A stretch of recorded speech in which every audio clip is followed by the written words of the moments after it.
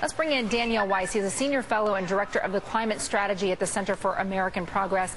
And also with us, Marc Morano, who's the executive director and chief correspondent for ClimateDepot.com. Marc, let me begin with you. When you're looking here at the climate debate, can you take individual weather events and use them to make a case or not to make the case for global warming?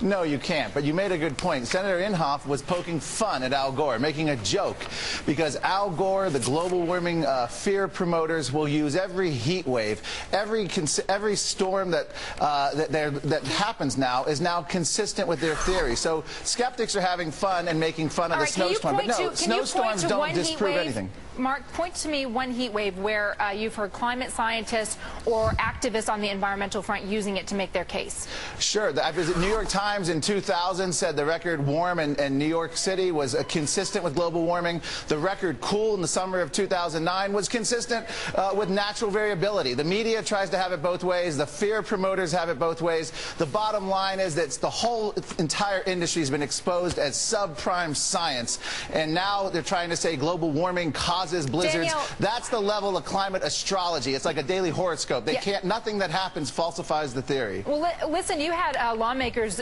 tweeting about this yesterday. I brought it up yesterday that just because you have a snowstorm, it does not refute global warming. It doesn't refute climate change. Daniel, what's your take on all of this?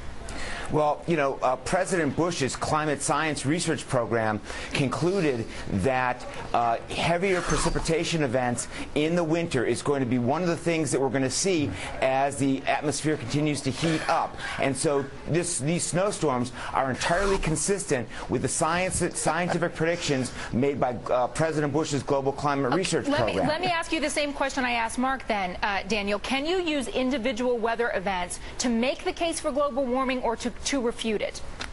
Weather is not climate. Those are different things. However, the heavy storms we've experienced in the last week are very consistent with what the scientists in President Bush's climate research program have predicted, as well as other scientists. Yeah. So, yes, it is consistent Daniel, with what the future will look like. you get the last word, gentlemen. I'm going to leave it there. Thank you very much. He needs I appreciate tarot that. cards is what he needs. Right, he's peddling astrology. Now, I told Daniel he got the last word, and Marc just took it. I hate it when that happens.